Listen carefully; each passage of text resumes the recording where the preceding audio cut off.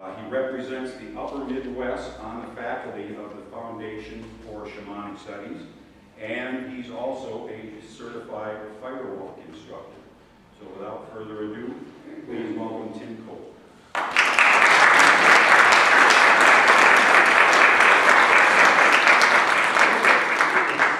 Trustee Rattle. Is the mic on? Can you hear me, everyone? Okay.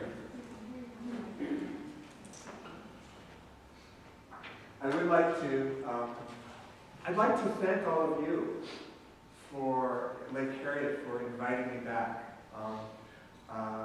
One of the things Pete didn't say was that I was a ministerial guide here for a couple of years, a number of years ago, and it's a delight to be invited back here and to see so many faces that I recognize, old friends, and also a lot of new faces. So once again, thank you for having me here. I'd like to begin my portion of our morning together by also inviting the spirits in to be here. I think they're already here, but it's always good manners to let them know that they're welcome, and we'd like to have them with us.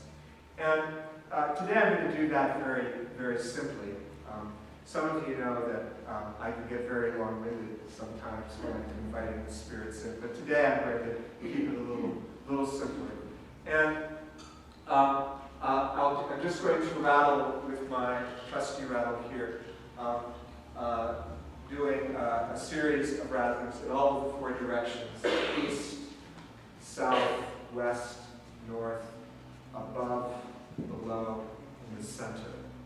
And while I'm doing that, I invite all of you to see yourselves in a special place in nature and to call upon a place of special beauty for you, and perhaps healing and empowerment for you, inspiration for you.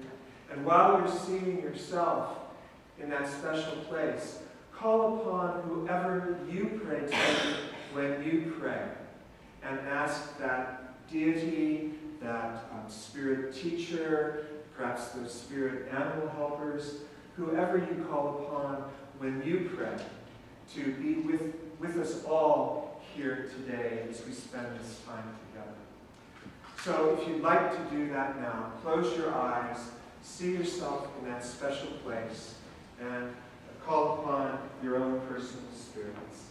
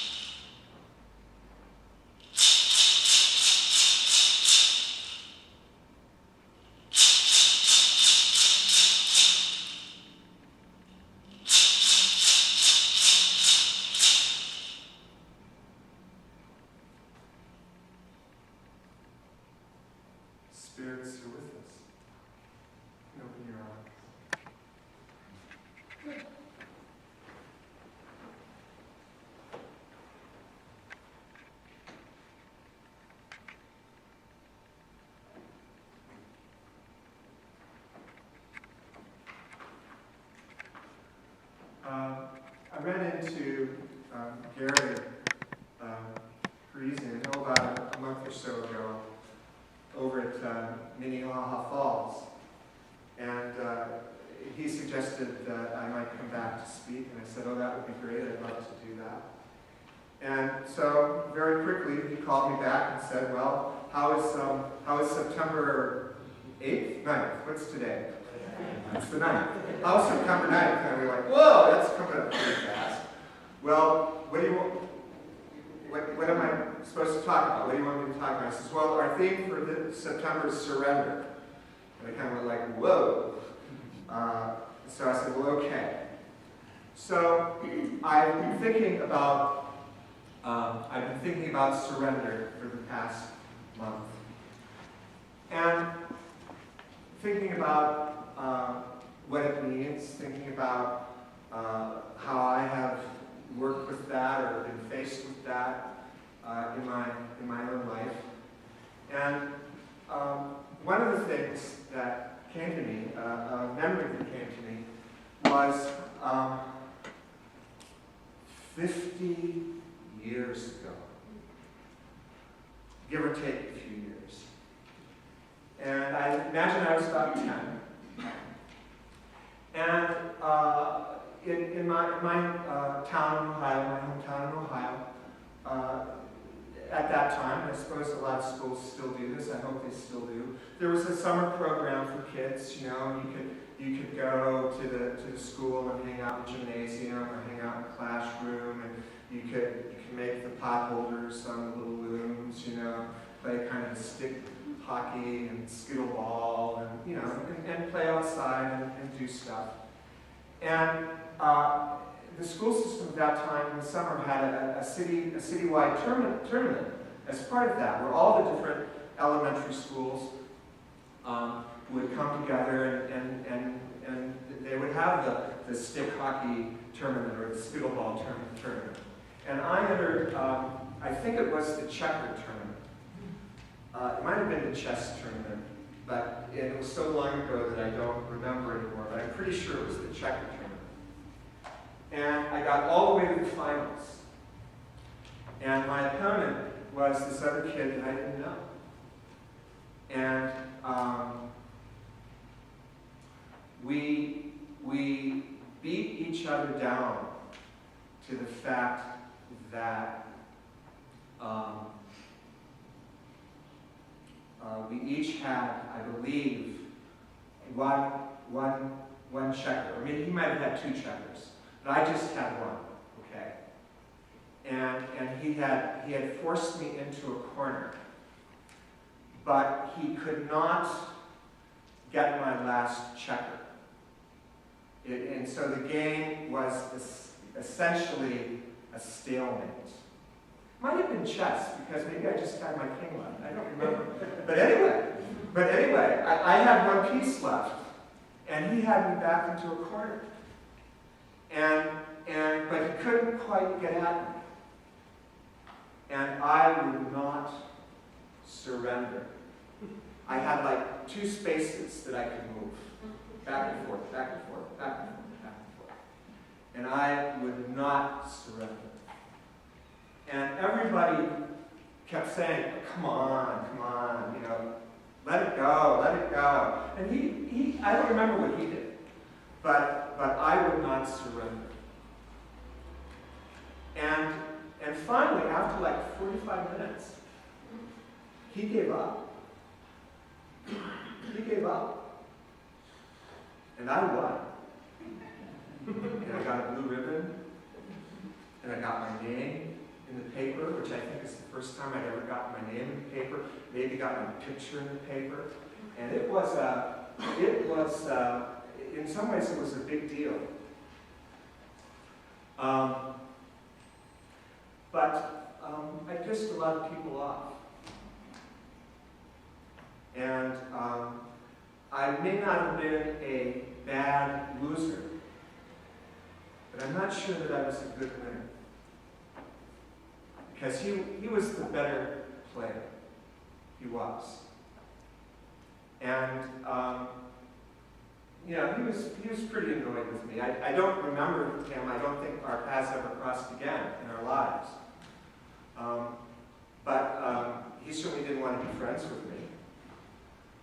That didn't bother me very much at the time. It bothers me more now, thinking back on this, about what it cost me not to surrender. Me holding on to my pride, I didn't want to have the shame of losing, wanted to have my name in the paper, all of that stuff. I needed that win, that lack of surrender to bolster my ego. So, what does surrender mean? When I'm always faced with a talk like this, I always go to the dictionaries and the encyclopedias to make sure of my definitions. So I'm going to read to you a couple of definitions, more than a couple. To relinquish possession or control of to another because of demand or compulsion. To give up in favor of another. To give up or give back that which has been granted. To give over or to resign oneself to something as to capture, or an emotion or influence. I surrendered to my lust. I surrendered to my craving for banana nut muffins. To give oneself up as to an enemy, or to yield or resign an office or a privilege in favor of another. To give oneself up as into the power of another, to submit or to yield. Now, I have been pondering for the past month the spiritual implications of this. Much of spiritual development seems to depend on surrender. Oh, listen to what I just said. Seems. Maybe it does. Maybe it doesn't, huh? Maybe I can get some development without surrender. Let's push that a little. See if I can do that. Surrender, by its nature, in that moment, certainly, in the moment of surrender, is unequivocal. In that moment. It's a little bit like being a virgin or being pregnant. You either are a virgin or you're not. You either are pregnant or you're not. And you either have surrendered or you haven't. In the Bible, there's a moment when Jesus is teaching in the New Testament. And it says a scribe, so it was somebody who's a writer or someone who knows how to write, who's literate, says to Jesus, "Master, I will follow you whithersoever." I love that word, whithersoever. "I will follow you whithersoever you goest." And Jesus replies, he says, "Oh, well, the foxes have holes, and the birds of the air have nests, but the Son of Man hath nowhere to lay his head." In essence, he's saying, do you know what you're signing on for? When you say you'll follow me anywhere, when you say you'll surrender to me, it's not going to be an easy trip. So think about this. Immediately after that, in the New Testament, this is, I think, in Matthew chapter 8, if any of you want to go and look that up. Another man or woman says a disciple. Now, this doesn't mean one of the 12 disciples. It could have just been a follower of Jesus, disciple with a small d. But a disciple says, "I'll follow you, Lord, but just let me go bury my father." And Jesus says, No, you come now. You come follow me now, and let the dead bury the dead. And the implications of this are, again, that the surrender is unequivocal.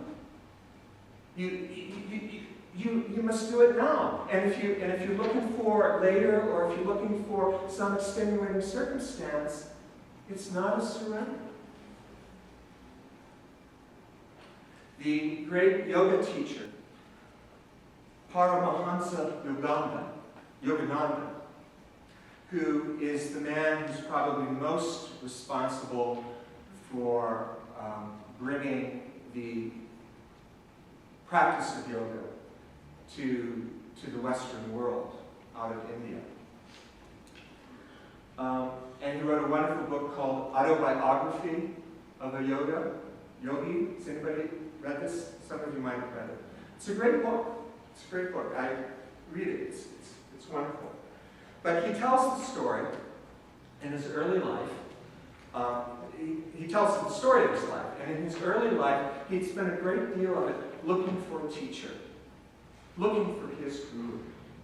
And he was traveling all over India looking for his guru. Now, he came from a pretty comfortable family. They might have been well-to-do. His family was not poor, and so he kind of had the option to do this. And he'd actually been dreaming about his guru. He'd actually been dreaming about his guru. And his family was getting kind of impatient. His father, in particular, was saying, like, you really need to stop all this spiritual seeking. You need to come home to Calcutta. You need to go to the university. You need to get an education. And you need to take your place in the secular world. When are you going to wake up and smell the coffee? And Yogananda, he wasn't Yogananda then, that was the later spiritual name that was given to him. But Yogananda says, I'm not having any of that. I'm on a spiritual quest. I'm not coming home. So there. I'm not coming home. So then one day, and he's still a fairly young man, he's in a distant city away from Calcutta. And he meets his guru. And they recognize each other immediately.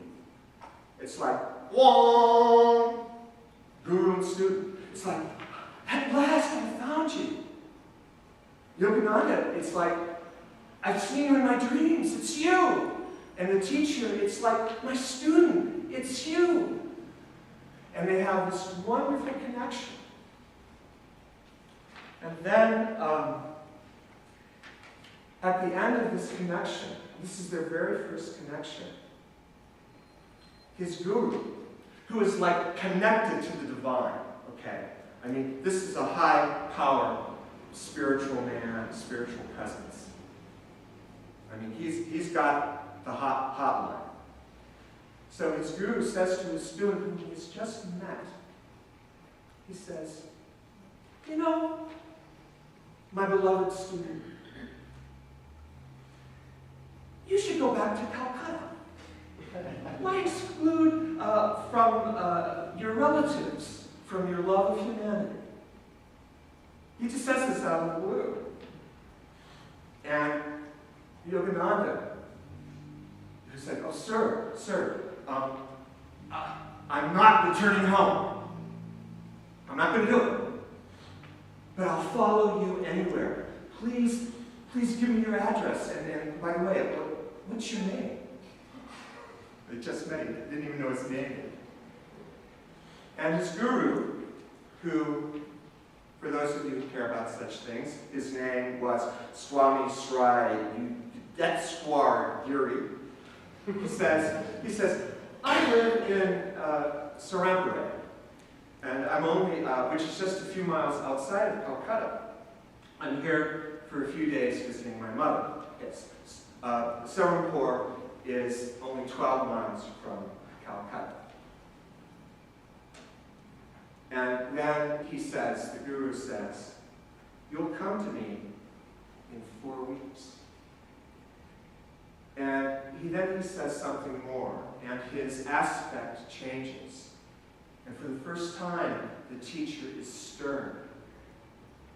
Because if you remember, Yogananda has not surrendered. He says, I'll follow you anywhere. I'll do whatever. And he's already said, well, I won't do this. I'm not going to go home, be with my family. And so, his guru, his voice changes, and he says, now that I have told you of my eternal affection, and have shown you my happiness in finding you, now that I've done that, you feel free to disregard my request. The next time we meet, you shall have to reawaken my interest. I won't easily accept you as a disciple. There must be complete surrender by obedience to my strict training. Yogananda says, I remained obstinately silent, but my guru penetrated my difficulty. Do you think your relatives will laugh at you? Because his family had given him flack about his spiritual quest. The guru knew. Yogananda says, I will not return. You will return in 30 days. Never.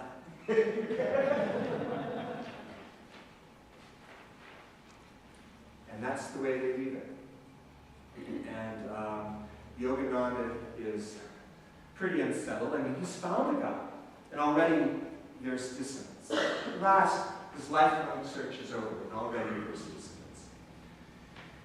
So, of course, in 30 days, he finds himself standing outside his guru's door, a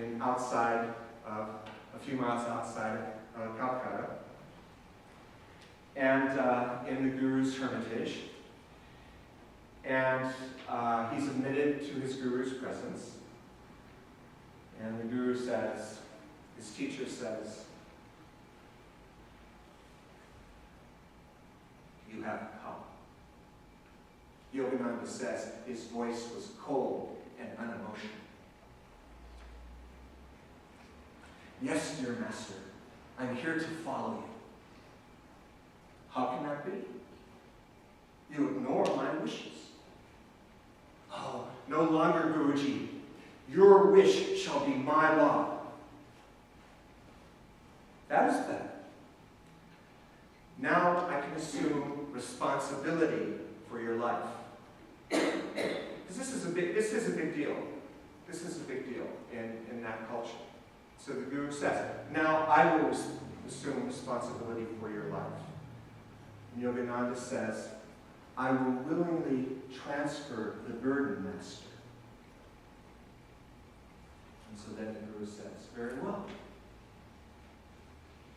My first request is that you return home to your family. I want you to enter college in Calcutta, and your education shall be continued. And Yogananda still has a little bit of a reaction to that. But now he has made the commitment. And he says, I'll do it. I'll do it. I accept your authority in every detail of my life on one condition. I love this story. When I found this story. And the Guru says, yes, yes. And Yogananda says, that you promise to reveal God to me.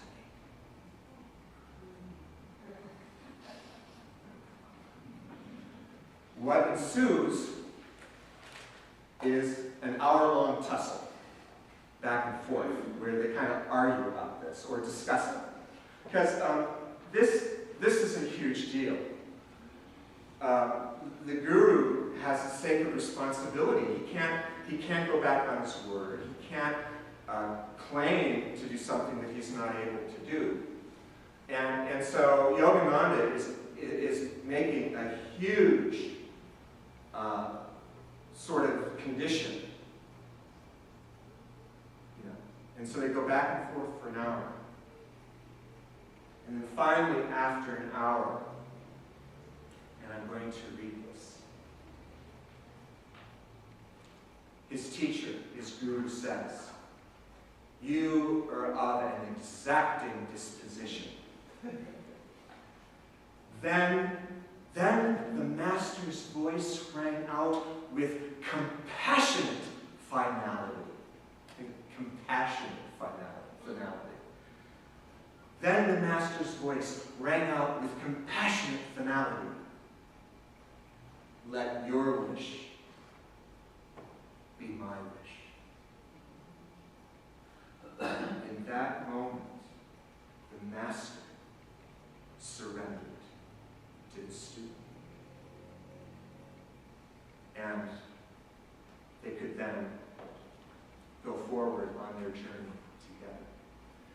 And Yogananda did return to Calcutta, to his family, completed his education.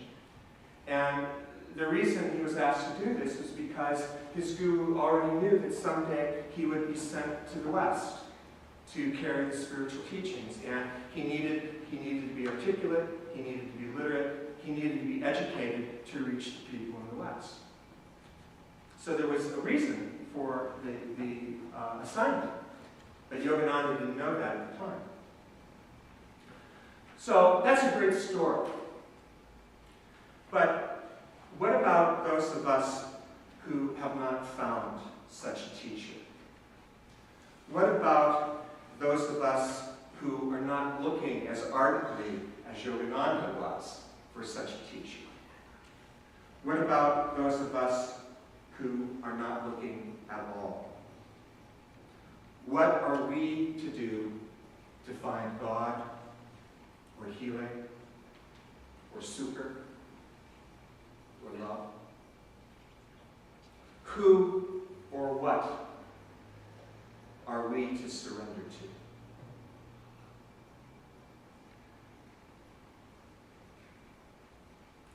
Last week,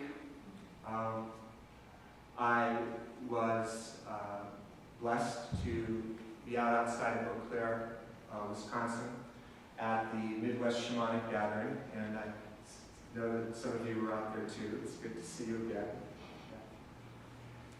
And I went to a healing session that was led by Dan Hull, who is a Native American elder who lives in Wisconsin. And he's a pretty high-power guy. So I went into the room where the healing circle was being held, and so Dan was there. Dan was there in the center of the room, and he had 3 helpers, and they had a big drum, what they sometimes call a buffalo drum or a mother drum. Big drum, boom, boom, boom. So he is there seated with his 3 helpers, and when the healing began, they were going to be beating on the drum, boom, boom, boom, and they were going to be singing Anishinaabe, I think, songs, traditional songs. And those of us who were seeking healing were all standing around, maybe, I don't know, 15 or 20 of us there, standing around in a big circle. And then there were 5 or 6 women, traditional women, who were part of Dan's community and healing family. And they all had fans. I'm not sure what feathers they were, but they were all eagle feathers. Thank you, dear. So they all had their eagle fans. And while Dan and the men were drumming and singing, the women would move around those of us in the circle and fan us with the eagle fans, and fan away our sickness, our pain, our aunts, whatever needed to be removed. And so,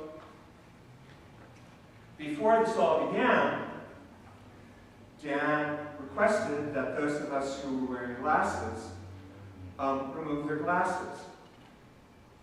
And I suspect that this was because if you're getting fanned, and sometimes that fanning is quite vigorous, and the feathers were actually even touching you, your glasses might get knocked off.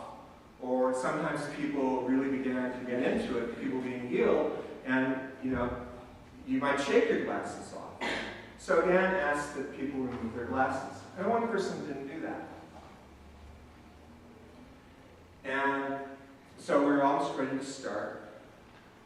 And Dan asked that people remove their glasses again.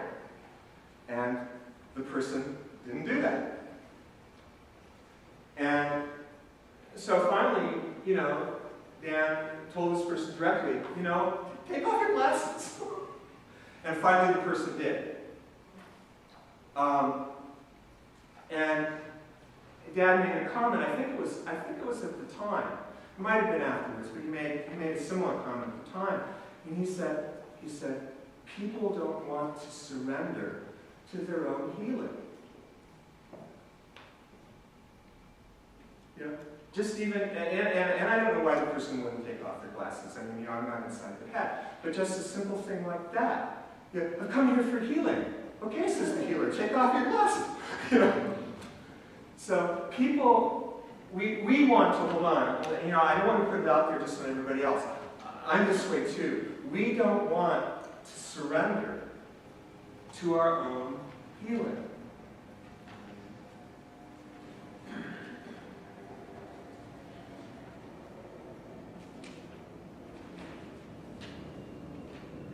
So how do we do that? Why are we so resistant? I don't know. I know 3 people in the world. I know all of these people personally. I know 3 people who have been healed of MS. These are people who were in wheelchairs or heading towards wheelchairs. And when I have asked these people, how did this happen? Please tell me the story of your healing. 2 of them talked about the need, although they didn't necessarily use the word surrender. They talked about the need to let go of who they were. The first person said, I realized that I had to completely transform my life. That meant I had to let go of the way I ate. I had to let go of my primary relationship, which was my husband. I had to let go of my doctors. She had to let go of everything in her life. She had to surrender it to step into a new way of being. The second person said to me very concisely, I said, how did this happen for you? And he healed himself through the shamanic journey. He did a lot of it himself. And I said, how did this happen for you? And he said, the first thing I had to do was to let go of the idea that I could not be healed. Again, he had to surrender this deep vision of himself. I'm going to let go of that. I can say goodbye to him. Those of you who are familiar with the 12-step programs, of course, the third step. Whatever you're trying to work with. The third step is, I want to see if I get it right. I put it down here. I bet somebody knows it. I was willing to turn over, what is it? The third step? Hmm? The third step is letting go. I was willing to turn over to my higher power. Whatever. And put my higher power in charge of my life. I was willing to surrender to that divine influence. And then the transformation happens. All of this seems to me to be pretty. I'm telling these stories, and when I was looking at these stories, they all seem to be pretty momentous. And it's like, well, again, what about just us folks? You know, how do we surrender? How could we surrender? How can we surrender? And I like the way the universe works. Because as I was puzzling about this, I try to do my cardio every day, and I have a machine upstairs in the second floor of my house called a cardio glide. And I get on my cardio glide and I sit on that, and I can put my legs up, and I kind of row like this, and my legs are kind of working like this at the same time, and it's good cardio. This is really boring and really tedious for me to do. And so to engage my mind so that I will do this, I take my laptop and I set it up on a stand, a couple of books to make it the right height. And I'm very excited. My house is wireless, so now I can do this. I didn't used to be able to do this before I went wireless. But, and I get my Netflix, and I stream TED Talks. Does anybody know about TED Talks? Some of you do. Check out TED Talks. TED Talks, TED stands for Technology, Entertainment, and Design. And they have these conferences every year where they bring in all these incredible thinkers who give these presentations that are very provocative. And so they now put these all online so that just anybody can access them for free. Okay? And so I watch a couple of these little talks while I'm doing my cardio, because then that engages my mind, and then I do my cardio. And so just a few days ago, I was watching a lecture, and it was on the collection called, you'll like this, Sex, Secrets, and Love. Okay, so those of you that do Netflix or do this, you can get right on there and type in TED Talks, Sex, Secrets, and Love, come right up. And there's a woman, a researcher in Houston. Her name is Brene Brown. Brene, that's a great name. B-R-E-N-E, accent over E, Brene Brown. And she was giving a talk on the power of vulnerability. The power of vulnerability. And I could have saved myself a lot of trouble if I had just come into a DVD of this talk and asked Barry to project it on the wall or something somehow. Because this is a great talk. I'll just give that to you guys. But one of the things she says in this talk, and I'm not going to be able to do her justice, is that the difference between people who have a strong sense of love and belonging and those who struggle through that is that those who have that strong sense of love and belonging feel, they believe that they are worthy of it. So she began to study worthiness? What is it that makes people feel that they are worthy? And she discovered that such people were what she called wholehearted, which is a great word that we don't hear about. We don't hear it very often anymore. I remember hearing as a kid, well, someone's wholehearted, meaning they're just wholehearted. We don't hear about that so much anymore. So what makes a person wholehearted?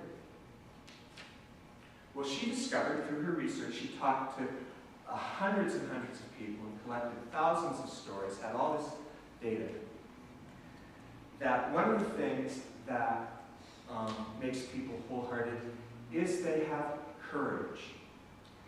And courage in the sense of, the word courage comes from the Latin word for heart, cur, C-O-U-E-R, something like that. And it means to be present in your heart. That's sort of the deep, deep definition of it. We confuse it, or we conflate it with bravery, but they're slightly different things. I mean, they're connected, but they're slightly different. To have courage means like, boy, I'm going to be real. I'm going to be real. And they have courage. People who have wholeheartedness have the courage to be imperfect. They have compassion for themselves and others. They are able, because of their courage, to be authentic. They are able to be kind to themselves. And then they are kind to others. And this creates a connection with the others as a result of the authenticity of that moment. And Brené Brown says that the last thing, the last component of this, that people have, these wholehearted people have, these people who feel worthy of being loved, is vulnerability. And she says they fully embraced vulnerability. And she says that when people talk to her about being vulnerable, they didn't talk about it being excruciating, as people did who didn't have this feeling of worthiness. Okay, they talked about all these things in very different terms to people who were struggling to feel loved, to feel connected. They didn't talk about it being, to be vulnerable as being excruciating. They didn't say that it was comfortable. What they said was that it was necessary. It was essential to do it. It was necessary to make yourself vulnerable. There had to be a willingness to say, I love you first. There had to be a willingness to put yourself out there with no guarantees about anything. The willingness to invest in a relationship that may or may not work out. And then she says, and I was glad to hear this and it caught my attention again. She says, to be vulnerable is to surrender to the circumstances of what is. That doesn't mean that you're helpless in your response, but you surrender to the truth of the moment and say, this is what is. People who have this wholeheartedness, people who have, she's a researcher, she's trying to quantify all this, which is why it's interesting to hear her talk about it. People who have that sense of wholeheartedness, that sense of worthiness, they were willing to let go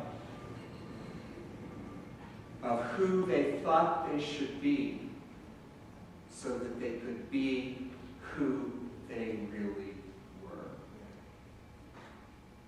Everybody tracks that? That clear? And so I think that for those of us who are trying to just schlep through our everyday life,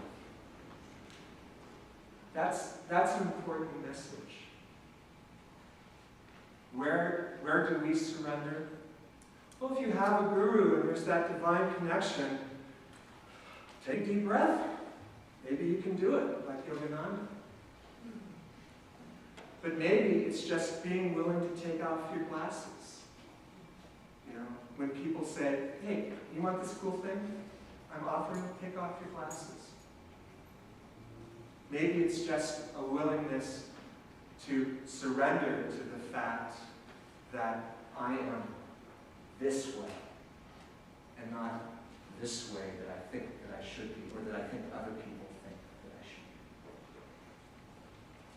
be. Admitting to your mistakes, admitting to your frailty, admitting to your humanity is a kind of surrender. That which makes us vulnerable is that which makes it possible for us to be transformed.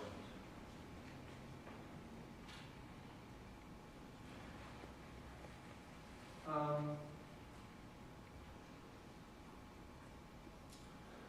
going to close with a little quote from Virgil, the Roman poet, the Latin poet Virgil. And forgive me if I get the Latin wrong. I'm not a Latin scholar, I don't know how to pronounce it. But Virgil writes, Omnia vincent amor, or amor. Anybody know what that means? I bet somebody here knows what it means. I know you know what it means. What does it mean? Love conquers all. We've all heard that. Love conquers all. Omnia vincent amor. Sometimes it's translated, love conquers all things, but the short version we all know is love conquers all.